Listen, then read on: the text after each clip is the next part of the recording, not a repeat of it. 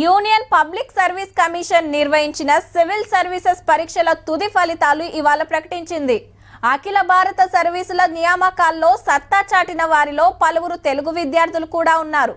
ఇప్పుడు పూర్తి వివరాలు చూద్దాం. దేశం అంతటికెళ్లి 1009 మంది సెలెక్ట్ అయితే అందులో జనరల్ కోటాల 335, ఈడబ్ల్యూఎస్ కోటాల 109, ఓబీసీ 318, ఎస్సీలు 160, ఎస్టీలు 87 మంది.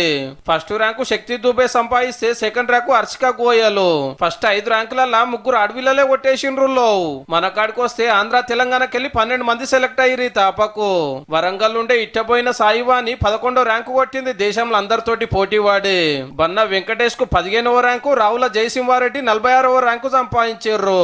ఇక ఆదిలాబాద్ జిల్లాలో కానిస్టేబుల్ కొడుకు కలెక్టర్ గా పోతున్నాడు. చైతన్య యాదవ్ 68వ ర్యాంకు కొట్టిండు.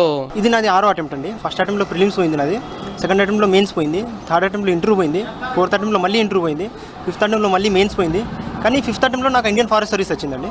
సిక్స్త్ అటెంప్ట్ లో ఇప్పుడు మొత్తానికైతే ఇయర్ 68 వచ్చింది. ఎవరైతే ఉన్న చుట్టుపక్కల అందరూ ఐఎస్ నాన్న అని అంటున్నారు. అయితే చాలా ఆనందంగా ఉంది. అంటే మా ఫాదర్ ఎఫర్ట్ కూడా చాలా ఉంది ఇక్కడ. సివిల్స్ ర్యాంకులు కొట్టిన వాళ్ళంతా ట్రైనింగ్ తీసుకున్నాక కలెక్టర్లు, ఎస్పీలు అవుతారు అన్నట్టు.